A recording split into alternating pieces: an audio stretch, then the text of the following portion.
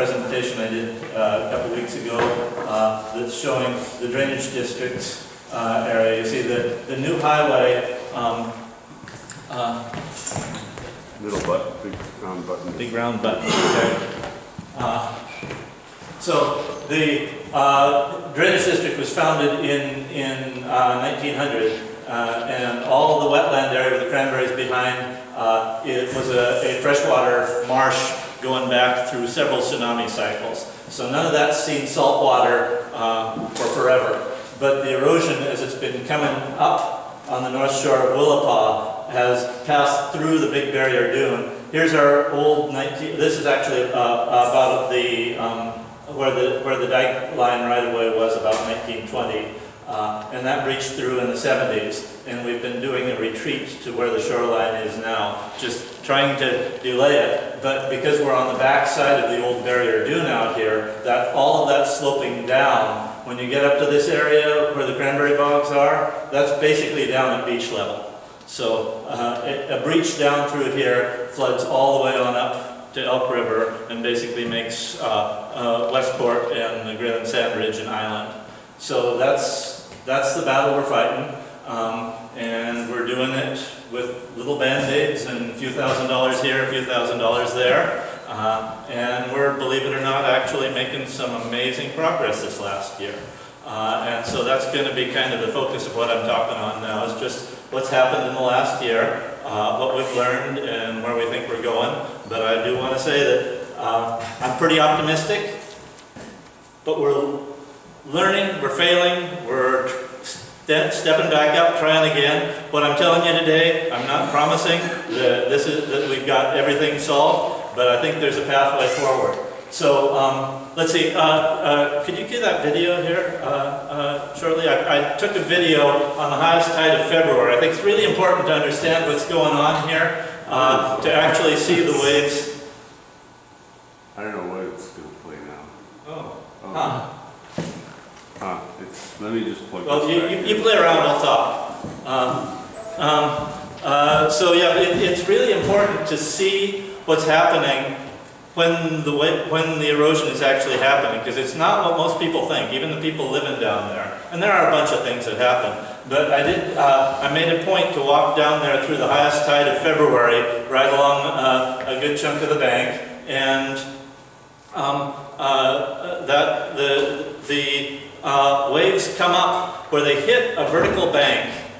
The waves hit, and they shoot vertically, and they'll carve that bank vertically as they come up, but there's also a major reflected wave that heads back out, and as that reflected wave is going back out, it's churning a lot of sand, and it's hitting the incoming wave, and you'll see huge turbulence. Okay, so here's some of the, you see the waves come in, and they just hit the bank, and right now they're going through tree roots, taking out the trees here. We're not standing for too many hours later.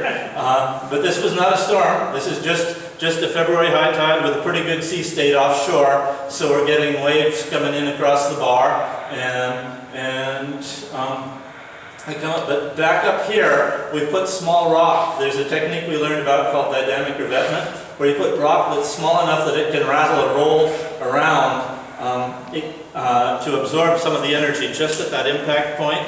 And it keeps the banks from getting undercut. You see when it hits this, see that carve up, and that just probably took 6 inches off the bank here, and then heading back out. You see all that turbulence out there that churns the beach below and strips the sand off the beach and takes it away. And that's why our winter beach levels are like 5 or 6 feet lower than during the summer. So a lot of the solution, if there's a solution, is finding a way to stabilize, just take that turbulence out of that water so that we can retain the sand on the beach rather than keep churning. This is through a stretch of old pasture. The vegetation here, deep old pasture sod, that's been a pasture for 120 years or so. Saltwater infiltration, it dies. The resilience of that whole shoreline is dependent on the vegetation, and that's one of the troubles that's becoming increasingly clear, is because we're coming through an area that hasn't been, oh, so here's some more of the dynamic revetment. Same shoreline, but you remember how it was splashing before? As the waves come up, you see the energy comes out of them, and it's just gentle up to the edge and back out. And they're carrying sand when they come up. And they're actually, you can kind of see it as it's going out. As you slow that wave, it deposits its sand load. And you'll actually see the beach building up on these little areas where we did our first tests with the dynamic revetment. We're actually able to get it to accrete during storm situations. Meanwhile, that same wave, you can see them splashing back down where we were before. It's amazingly cheap. It's amazingly easy. It's a simple Band-Aid. It doesn't last for very long because the rocks do move around. We're learning how to stabilize and match the size to the action. There's one of those waves coming back down where two of them met. And it just churns everything up and takes it away. Here you see, here's the water. It's flowing like a river all through this pasture, heading down, heading east back toward the lowlands of the cranberry bogs. So every foot we lose there, the bank gets lower. And the lower it gets, the more comes in, and we're just in that point where we really need to hold the line where we are now, because every foot we lose that much elevation, and pretty soon those waves are going all the way up and up behind Westport, out Elk River. So I was showing a different video last fall, and talking about things we'd like to do, and afterwards Mike Norton came up to me and said, "What could you do if we gave you some money?" And I said, "Well, let's look at some stuff." And we ended up working with the Conservation District and some homeowners right here, built 600 feet of buried revetment, riprap, that was trenched back from the shoreline down to 4 feet below sea level. And we got pictures beyond. But that barrier, we got that in by about January, and we'll be seeing that coming up. This whole red line, that's the old barrier dune, is just breaching through there. All of that needs defense. This green line is where we just walked along on that video you saw. This area is what we're hoping to be able to do with the Conservation District this year. There's 2 homes in there, and also our tide gates, which are really critical infrastructure to the drainage district that would be protected by a bit of hard armor there. And that's kind of the approach we're taking. Hard armor where the most critical stuff is. In between, we're looking at this is a great laboratory for experiments. The dynamic revetment stuff we did, it failed in some places. We saw how it moves laterally and out of the thing. We saw how if it's overwhelmed, if it's too small for the wave action that's coming in, it becomes basically a suspended solid, and it loses its resistance. When it's working the best, it's it's a really loud clatter. When the rocks are moving and clattering against each other, they're taking energy out of the wave, they're taking what's turbulent flow coming in and creating basically a viscosity along the boundary layer that causes it to drop back down into a smooth laminar flow that it takes so much less stuff off the beach. We're also looking at vegetation. We're looking at the elevations on the bank and what's the minimal berm that we can put up to keep the stuff from coming over the top. And we're doing this on pennies, on local landowner donations, on Conservation District help. I'm picking the brain of every engineer who will come down here and walk with us, from Corps of Engineers or Department of Ecology or DOT. We've had some really bright people who've pointed us in directions like the dynamic revetment, and we're talking about working toward getting I was just talking with Kathleen about getting more salt-tolerant vegetation in here to help stabilize things moving forward, because, as long as vegetation is a big part of getting stability on any beach, and because this is advancing, well, that part where we didn't have the armor, we lost 140 feet right through here. Right alongside, we lost almost nothing with the dynamic revetment. But we have to keep going in and re-nourishing it to make it hold long term. I'm hoping if we get the right vegetation in, get some shore pines, things like that going up on that bank, we can stabilize it to the point where we don't have to be running down there after every storm and topping it off. But in the meantime, we figured out a way to kind of hold the line. You want to go on to the next? So this is where we did the hard armor approach, the buried revetment. You see, we trenched from, there's a homeowner who's, for 12 years, he's been rip-wrapping around his own house, and he now sticks out onto a long peninsula there. And it works wonderfully, except that, like all hard armor, it redirects the energy to wherever the armor stops. So you get scour pits on both sides that were threatening to cut through. So we connected up to his hard armor and continued in this trench going down 4 feet below beach level, sloped back at 2 to 1 with quarry spall backing and placing rock. We're getting all of this from Hawk's Pit, so it's like a 20-mile haul, and we're trying to work as locally as we can. And then we take all the material, and you see we placed it back over the top and graded it to take the form of a natural sand dune. We're trying to mimic the barrier dune, what's left of the barrier dune out here, and have this basically just be a band-aid on the barrier dune to the next hard point. And we're hoping to get vegetation going on this. But last storm in April took that about 30 feet of separation, was gone. Now we're right up, this is our toe rock starting to stick out right here along the bottom.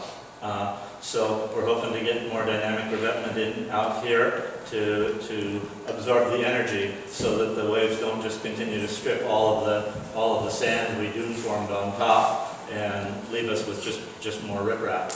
Want to go ahead? So this is some of the dynamic revetment approaches. What you see, we are putting this in so much more minimally than like DOT does when they're doing it. A lot of times it's just 1 to 2 feet thick over the bank, but just in that zone where the old barrier dune is being cut off, and we just put this little area there. You see how the sand, you can kind of see the sand starting to accrete against that again, and it's collecting driftwood onto it, which is a wonderful thing. But then that April storm came and overwhelmed it. And it just, when it gets enough energy that it can bring the cobble up into solution, it's amazing to watch. It'll be coming up, flowing smoothly, and then it's like an explosion when the rocks loses its friction against the other rocks, and now it's just, the water, it basically flows like the water. It's like sand in a bottle. If it's gooey and slow in the bottom, you give it a good shake, and then you can pour it like water. The dynamic revetment, if it's too small for the energy wave that's coming into it, it just becomes like that water, and so we got on a few big waves, we got big blowouts through this section. So we lost about a foot or two here. But I'm guessing we would have lost probably another 20 to 50 feet off of this big dune otherwise, if it weren't for just this little band of rock along the bottom. Likewise, this is right off the end of the old highway, and this has been advancing at a rate of 20 to 30 feet a year, and it's come to the point where we're right at the edge of the intersection, and with the power pole, they're having a hard time keeping electricity to the home out there. We basically decided to try what happens if we mimic a natural rock slide. So we were using pit run here off the end and created a little rock slide, and we helped it around.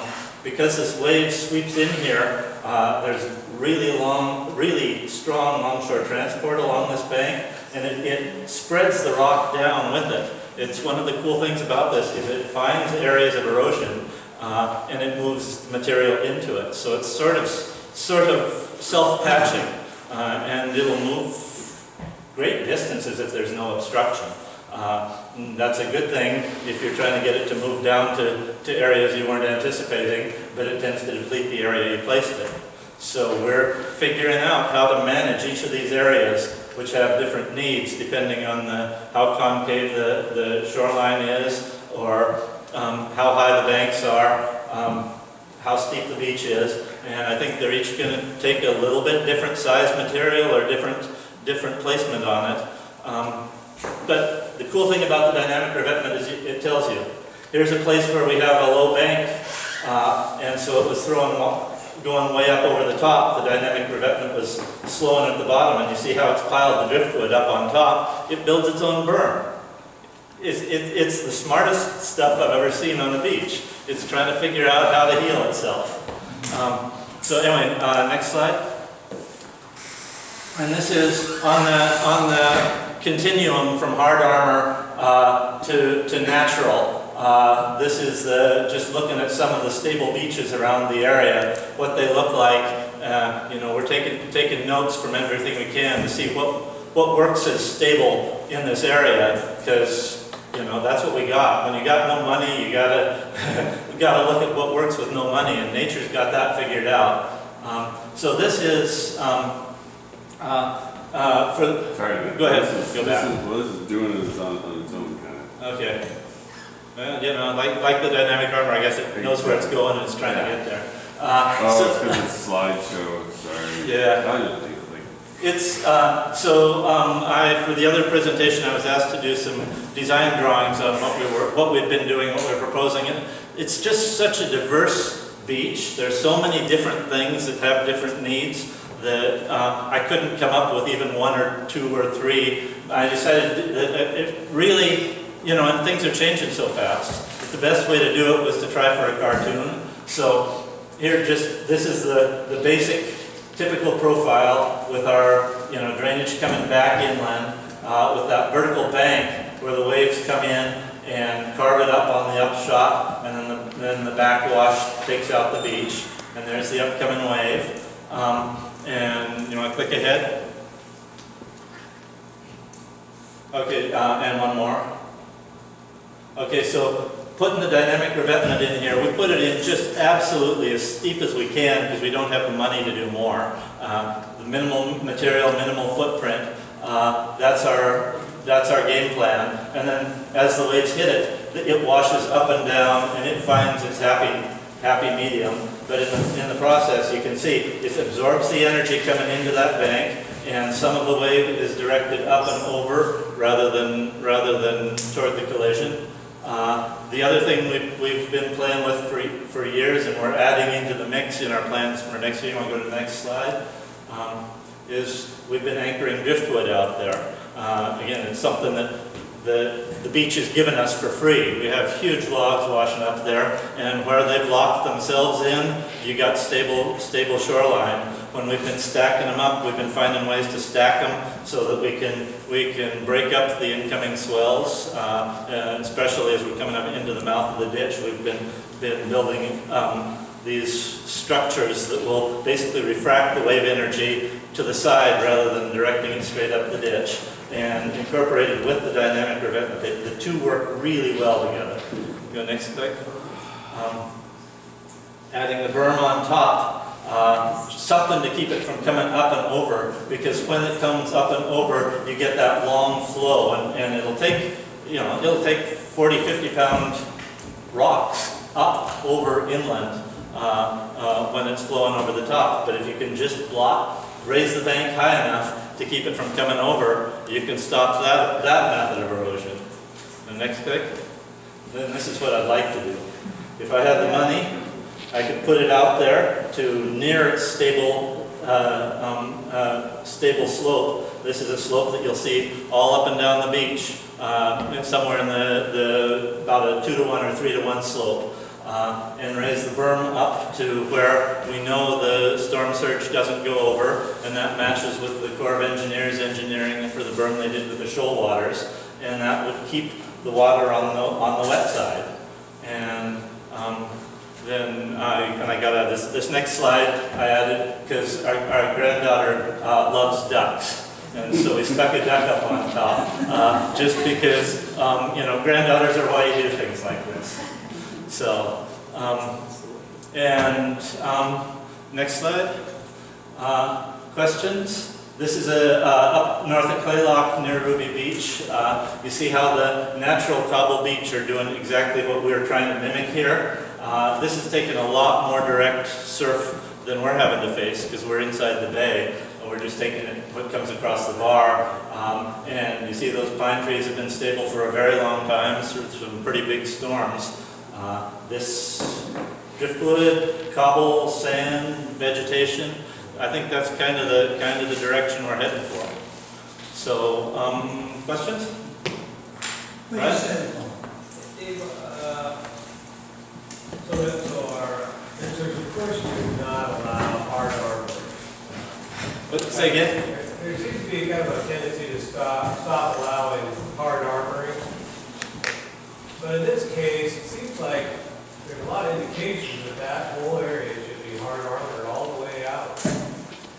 And if that happened, I mean, say you took North Jetty, lifted it up and put it out there along the shore, do you think that would solve the problem? You know, if someone wanted to pay for that, I would love to see that happen and we could fix any problems that arose from it. But I do think that, like we saw where the property owners built theirs out there, there's no doubt that wherever the rock ends, there's a more focused wave action. Some of that energy off of that riprap is coming in and it makes these big scour pits and it's taking the beach away. And you see that the beach off of theirs is taken away. And I think that if they were to take some of the smaller stuff and re-nourish it, put something in there to kind of soften that wave energy, that would help. I'm hoping DOT can take that approach to their hard armor out where they got the jetty, because there's no doubt that that is aiming a major wave right up, reflected wave right up our ditch. So hard armor, I think if you're putting that in, you need to think about where the energy is going. And if you designed it right, you could probably figure out a way to send the energy harmlessly away. But I don't think just making it bigger and harder is the full answer. I think you got to look at taking energy out of the waves. Yeah. How much did it cost you to do that 600 foot of beach? That 600 foot was, we got, that was through two $50,000 grants from the Conservation District, and then we had the, there's a 12,005 match on each of those. So some of that was in kind, so 120 to 130,000. Thank you. What is going to be the long-term money for to keep it there? Good question. Good question. There are a bunch of hopes. I'll tell you, just personally, I try just to keep my focus on getting through one winter at a time and one storm at a time, because there are a lot of people looking at bigger pictures. I know that the Corps of Engineers has funding for erosion control, and they're scheduled to be in working on the Shoal Waters berm in 2018. And I know that Pacific County, Lisa Ayers, has taken up the load of trying to get the Corps funding to get that to time so that we could do a complementary project on the rest of the shoreline that would couple that. I know there's a request in the state legislature for funding that would help that, and it's in the House budget but not in the Senate budget. And all of these sorts of things that start getting out into agencies and budgets and all of those sorts of things, I've come to set up filters. These are things that are out of my control. I can go down here every day, watch what's happening, and when something starts breaking, I can get a few $1,000s together and fix it. I know that for about $700, you can put a 20-yard load of rock over into a patch. I've got cooperation now. We're working on a multi-year maintenance permit with Fish and Wildlife and Ecology. So we should have the HPA and shoreline stuff covered to allow us just on short notice to basically go in like a SWAT team, and as these little breaches on the thing happen, we can slap band-aids on them, and that's where I'm keeping my focus at this time. Yeah. Can we take the remaining questions offline? We're about a half an hour behind the schedule, so can you take that offline? Go ahead. The reason I asked that question is because the Corps of Engineers did a similar project just south of the South Jetty in Oregon. I want to compare how many dollars you were able to do it for compared to the Corps of Engineers to drive the project to make this show what you. I want to just make it clear though, when I put this in, I'm happy if it lasts through one major cycle of tides. I'm just patching for the immediate thing. When the Corps or DOT is putting in a project, they usually have a 10-year life expectancy that they have to meet, and so they're putting it in much deeper, and I would if I could. I think that that's not wrong what they're doing, but you know, we're doing it. We're farmers. We're just getting her done. Can you keep your question offline and we can get moving? Kevin? Our next speaker is Kevin Decker.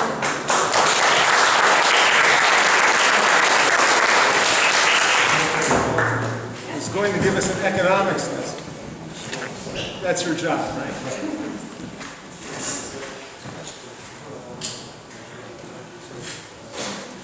Okay, so what Dave was talking about, he was talking directly about the erosion and erosion control. Do we flip this around? No. You good? And there's a cost to that. So what I did is I tried to go in and I tried to identify some of the economic costs of the erosion that's taking place in the area. So I have 3 goals as part of the project that I'm looking at. The first goal is to identify the cost of the erosion that's already taken place. The second goal is to identify costs of the projected future erosion. That's without any mitigation efforts, anything like that, where that's projected to go. And then the third goal is to evaluate the economic impacts to the cranberry industry specifically, in the event of an inundation event or something like that, which I'm currently working on right now. So I think most of you know, but that's where North Cove is located, which is the focus of the study. So the red area is an area that has already eroded away.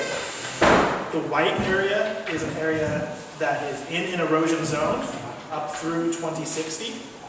And the green area means it's outside of an erosion zone, so at least until 2060, they should be safe.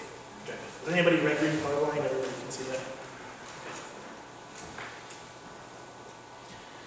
Here are the projected erosion curves. The orange one is 2030. I'm sorry, it's 2020, even though it's mislabeled on the picture, but you can see where the erosion is taking place. Okay, so this is erosion that's moving this direction right here, and then over on this side we have accretion building up over there, and that's going to zoom in right there. So I looked at all different property types that I could identify, and I was able to come up with values for 6 of them. So single-family residential, undeveloped land, vacation cabin residences, exempt property, other, and then I had to make some assumptions for unknown properties. So looking at what has already eroded, I identified 33 single-family homes that have already eroded away, totaling almost 72 acres. I evaluated this. The assumption that I made, and a lot of the issue that's been happening with this, is when somebody asks, what is the value of the homes that are being lost? The answer up to this point has been 0. You're in an erosion zone, your house isn't worth anything, it's going to fall into the ocean. Right? It's not really an acceptable answer. It's not fair to people who have built lives there, built homes there. So what I did is I went in and I said, okay, let's assume that no erosion is taking place. So I looked at the values of the homes that were in that green zone, that are not in an erosion zone. So what are the values of the homes in this green zone? What are they valued at? What are the things that lead to that value? And then I applied that to the homes that are in the erosion zone, assuming that they were protected from erosion. So that's kind of the overall assumption of how this was done. One thing to keep in mind is there's a lot of variation, and so if anybody's really interested in statistics, I have an R-square of 0.4067, which is not that great. So what that tells us is this model is not going to allow you to predict the price of these homes very well, but it does allow us to identify variables that contribute and their contribution. Anyway, so I'll get into a little bit more here in just a minute, but The significant characteristics of single-family homes that I identified was the size of the lot that it was on, the condition of the home, which is a grade done by the county assessor that ranks it on a scale of 1 to 5, the number of plumbing fixtures, which I use as a proxy variable for the number of bathrooms in the home, because that was a number that was not typically available or was very reliable. Whether it was a stick-built or a manufactured home, the square footage, the erosion zone that it was in, and the intercept was not meaningful. So variables that I checked but were not significant was the sale date, and we'll qualify that just a little bit in that that is a linear relationship. I did check